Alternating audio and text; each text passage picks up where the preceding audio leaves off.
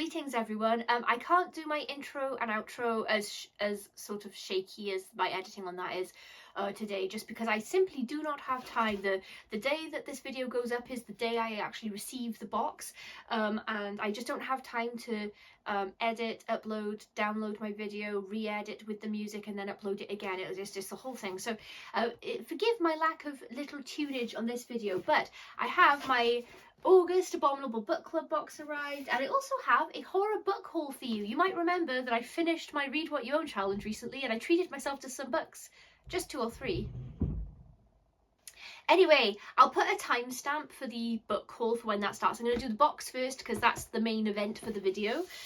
So, for those who are unfamiliar, Abominable Book Club it's based in the UK, but I do think they ship elsewhere with different postage costs. It is a monthly subscription box that contains horror books. I get the full guts package because then you also get like little extra items, a snack, drinks, things like that. So let's get. I was gonna say let's get scissoring, but the internet. And so in we go. I'm going to open the box first because I always end up getting the packing material of little bits of cardboard, and I always get it everywhere. 2 snacks. Oh, I'm really excited to show you everything that's in here. Oh, okay, so first up, I'm going to show you the bookmarks. We always get an Abominable Book Club bookmark. These are special because they have a little microfiction horror story on the back, and if you collect things as I do, that might be fun for you. And we also have an Edgar Allan Poe fan club bookmark where the good and the bad and the worst and the best have gone to their eternal rest. Now this might sound a little weird because I have a lot of bookmarks, but I actually don't tend to use them. If I'm reading a paperback, I fold the pages. I'm one of those heathens. And if I'm reading a hardback, if it has a dust jacket, I use the dust jacket to keep the page for me. If it does not have a dust jacket, then I use a bookmark because for some reason I don't want to fold a page in a hardback book, but I'm fine with it in a paperback. But I do keep bookmarks. I love them. I've got some really cool ones around the place, and I use them as little decoration. So I don't actually use them for their intended purpose very often, but I still love to get them. Okay, let's go. Hot drinks next. Oh, yeah. Abominable, guys, I've got beef with you. This isn't real beef, this is just me having a fake tantrum. My favourite thing in the hot drinks is a Galaxy hot chocolate sachet, and last month they gave me hot chocolate, but it wasn't the Galaxy one. And I didn't like it as much, and they've forsaken me again. Okay, so we have the Nescafe coffee pouch. Sometimes these are just these regular Nescafe ones, and sometimes they're cappuccino pouches. And I realised with quite a bit of horror last week that I've gone through all of them. I don't normally drink coffee, and I had a huge stack of these from these boxes from the last year, and I have annihilated them. I've been burning the candle at both ends recently. So happy with that. I have a lemongrass and citrus ginger English tea shop tea bag. I might actually give that a go. I'm not a huge fan of flavoured teas, but I will give it a go. I am a fan of Yorkshire tea. That is my chosen brand, so maybe I'll have a cup as soon as I've done the video. We also have a coffee bag. I love a good coffee bag. I don't know why, they make me feel fancy when I'm making coffee, which is really stupid because my husband has a really nice coffee maker where you like grind the beans yourself, and it's like a cafe kind of quality coffee you get out of that. But I like the coffee bags and the sachets, so and then an options Belgian chocolate. Now I realise it's fewer calories, 40 calories in one of these, and the Galaxy ones are slightly like highly more calorific, but that's the delicious factor of them, isn't it? So I mean, I'll drink it, but I'm not happy, guys, okay? Alrighty, let's go on to the snack. Now, I feel like I've been spoiled in this box, actually. Okay, I forgive you for the hot chocolate now. Because we normally get a snack, but we've got 2 snacks. So let me go.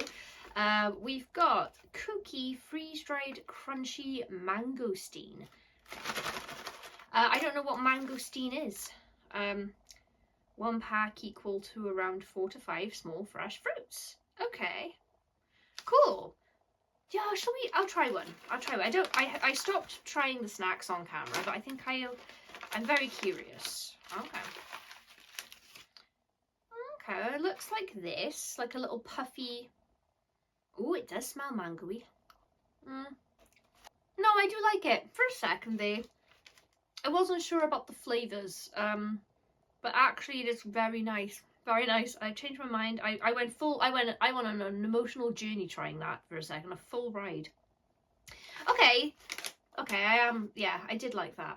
Okay, and we also have Wild Things Zesty Pests, and I think that these are jelly sweets, but both of these are vegan, I think. Yeah, vegan, unprocessed, natural. Yeah, so I don't know, may as well try one while we're here now.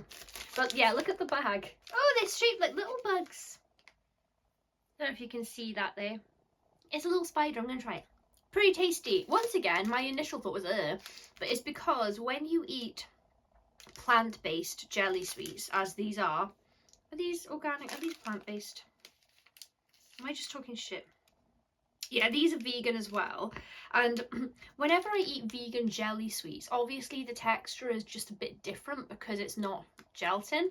But the flavours are really nice, and that actually quite delicious.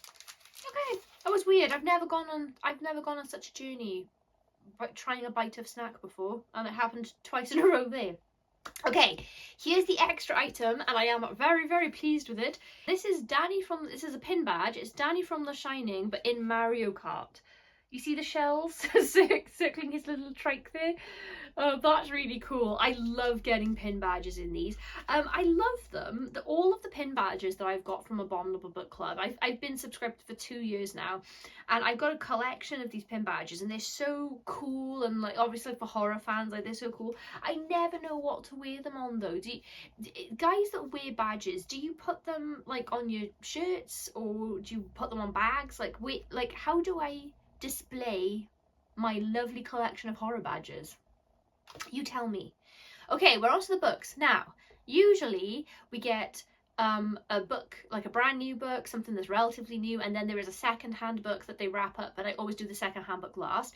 But recently Abominable, instead of giving us 2 newer books, they've been giving us 2 newer paperbacks. They've been giving us a hardback with like something special like sprayed edges or something, and I am really, really delighted because I do have a paperback of this, but this is a hardback copy of We Are Always Tender With Our Dead by Eric LaRocca, and we've got these really cool sprayed edges with the coffins.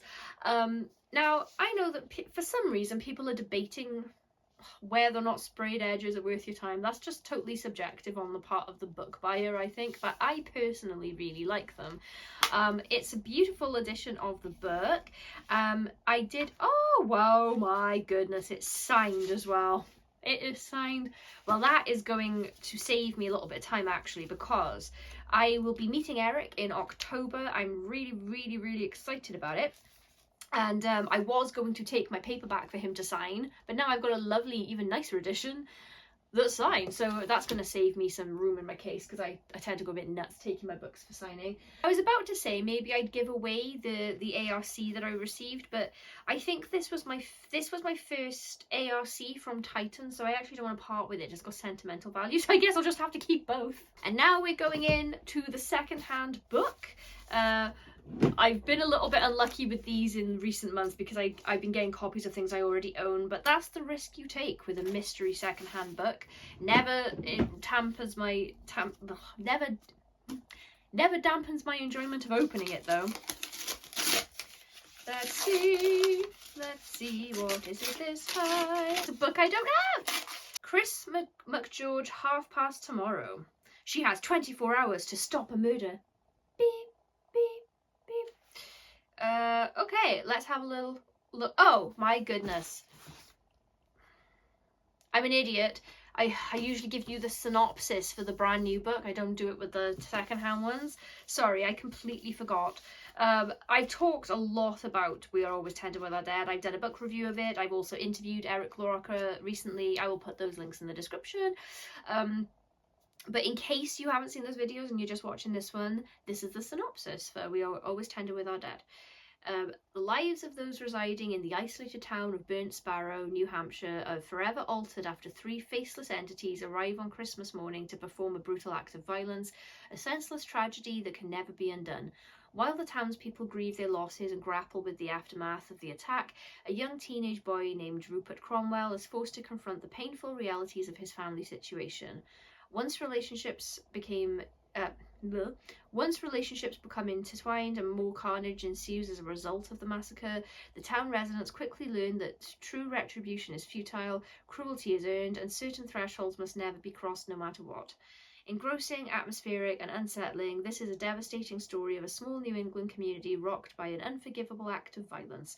Writing with visceral intensity and profound eloquence, LaRocca journeys deep into the dark heart of Burnt Sparrow, leaving you chilled to the bone and wanting more. It's a really good book. I gave it 5 out of 5. I absolutely loved it. There is some upsetting subject matter, so if you have any triggers, I would check them before buying the book, but it's really, really good. Okay, sorry, back to the secondhand book. I've never read Chris McGeorge. I've never heard of this book. So I'm pretty delighted because usually it's Stephen King, Dean Koontz, or just like something that seems random but like Delicate Condition, which I already owned. So I'm happy to get something that I haven't already received. Now this is the part of the video where I'm usually really sad because I've torn through my Abominable box all excitedly and then it's the end and it feels like early Christmas has ended, but I also have this stack of books. So I read 100 books that I already owned before I was allowed to buy any new books. The aim of that was to try to whittle down my unread books quite a bit. I have an entire bookcase that is just accumulated over the years of books that I just haven't got round to reading yet. I have not managed to cut that down very much because of the 100 books that I cleared from my TBR, 75 of them were review requests, so they weren't books from my personal stash, so the bookcase remains pretty packed. But regardless, I was really excited to buy some new books because I managed to resist all this year not buying any new ones, Abominable Book Club aside, and sometimes I'd receive a book from a publisher for review purposes, but I haven't bought anything for myself. So I had 2 separate little binges. Last week I went to a book launch. Tim Leben was launching Secret Lives of the Dead, and it was really nice, really, really cool little cafe in Newport. So I went to that, and of course, you know, I already have Secret Lives of the Dead, so I had to get other things. Now, I am a huge fan of The Silence. I have a paperback copy of it, and I also have this beautiful illustrated edition, German edition of it. I actually can't read German, but it was the most beautiful book edition I've ever seen of The Silence. And then there was this Tim had this special edition, the special hardback edition there with some beautiful artwork, and I don't know, there's artwork inside it and I just kind of couldn't leave it there, so I got that. But at least that's not a book added to my TBR, it's just a book for my collection because I really love The Silence. And then I also got Bar None, a novel of chilling suspense, apocalyptic beauty, and fine ales. So I'm pretty excited to read that. Tim Leben is quite the maestro of apocalyptic scenarios and ending the world, and I'm very curious to see how he ended the world in this one. Looking forward to reading that. And then I got Without Walls, which is by Tim Leben, of course, and it's illustrated by Daniel Serra, who is an amazing artist, and it's an illustrated story, and I'm really excited to read that as well. So Without Walls, and I think this was on a limited run actually. This didn't say what number copy this was, but I think that there were only so many of these, so I had to get it because, you know, I'm trying to get every single Tim Leben book, and he's written a lot and he releases several a year, so it's hard to keep up. Okay, so this one wasn't like a new order per se because I pre-ordered it in October when it was announced, but I got The End of the World as We Know It, which is an anthology edited by Brian Keene and Chris Golden. And it's stories set in the world of Stephen King's The Stand. Stephen King gave it his blessing and he even wrote the foreword. Speaking of Tim Levin, there are 34 authors in this book and Stephen King named a few of them in the foreword, and Tim Levin was one, and I was really, really excited for Tim because a lot of what Tim and I talk about is how our fandom of Stephen King. So he's been very like humble and, you know, graceful about the fact that he was personally named, but if that happened to me I would never stop talking about it. But I haven't been able to read much of it yet. It's a very big book and I've had other things on my list for videos, and I'm still reading some review requests, but I did read Tim's story. I normally do them in order, but I was excited, and it was The Stand from Space, and it was really good. I loved it. So I'm really, really excited. I'm going to try and do a story a day for that alongside all the other stuff I've been reading. And then I got Sarah Langan's The Keeper. I became obsessed with Sarah Langan when she wrote my favourite overall story of last year. It was a short story called I Miss You Too Much, and it was in an anthology called Elemental Forces, edited by Mark Morris, and it was so scary, and it was just a short story, but it was my overall favourite read of the year, the scariest thing I read all year, and I'd never read any Sarah Langan before, and this book comes highly recommended to me, so I'm really, really excited to read it. I actually don't know what it's about. I don't tend to read the back cover synopsis of anything. I like to go in blind, but I'm really excited because I trust Sarah Langan's writing, so I'm very excited to read that. I also got, this is non-fiction, non-horror, that my friend Anna, I don't know if you guys have seen the series on Netflix about Anna Delvey. It's Inventing Anna. So I watched that show and I really enjoyed the show, but usually when stuff's based on true events, it's like they fabricate a lot of stuff for entertainment purposes for the show to keep you thick. And I was a bit more interested in a first-hand account. So this is a sort of autobiographical take on Anna Delvey, or Anna Sorokina, from Rachel Deloche Williams. Rachel is not popular online, I have noticed. A lot of people seem to think that she was just sort of gold digging in Anna's friendship, and I gotta say, as the narrator of this story, I've had a lot of sympathy for her, but also she did kind of come across that way a little bit to me. But it was a really interesting read, and I was dying to read that as soon as it arrived. I also got Philip Fracassi's Boys in the Valley because my friend Erik from Eric Smith Horror Aficionado, I will link his channel in the description, has recommended this to me numerous times, and I've seen another booktuber that I really like called Andy Kent talked about this as well and has talked this book up a lot. I don't know anything about it apart from apparently it's folk horror. I love folk horror, so I finally bit the bullet and got it. It's been on my list for quite some time. And then, let's see, what order do I do these in? Oh yeah, this was another one recommended to me by Eric Smith, The Light at the End by John Skipp and Craig Spector, and I believe that it's vampires. It says the original splatterpunk novel as well, so I'm excited. Obviously, as I read these, I will review them and give you a bit more info. And then these last three, this is for a specific kind of video I'm making, so one of these choices is going to feel odd for my channel, but I got Breach of Peace by Daniel B. Greene. Daniel Greene, if you're watching this channel, you probably know who Daniel Greene is, one of the biggest booktubers that I follow. So yeah, I think that this is fantasy. It looks like a nice little short, like a little short novel here. So it won't take me very long to read that, but I'm going to read that.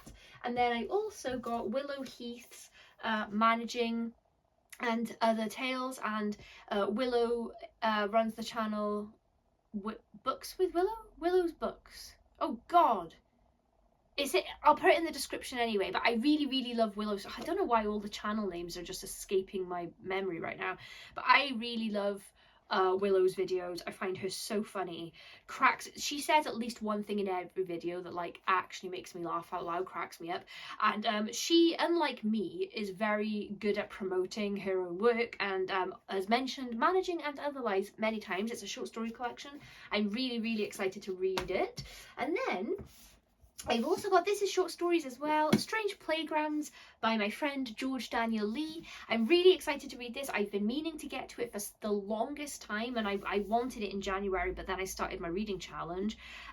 George has 2 YouTube channels, if I'm not mistaken. One is called Exaggerated Elegy. I think the other one is called Our Lives in Horror, but I could be wrong. But in any case, I'm going to link both of George's channels.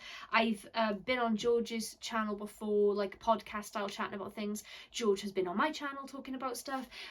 He does a lot of really great Let's Play gaming content, and just loads of really in-depth discussions about stuff in pop culture, horror specific a lot of the time. He did a really great episode about the show Adolescence with Kit Power on as a guest. I just love George. Like, if you ever talk to George, if you listen to George, I just don't know how anyone could just not love him, and I do. So I'm really excited because I know that George is talented and smart and creative, and I'm so excited.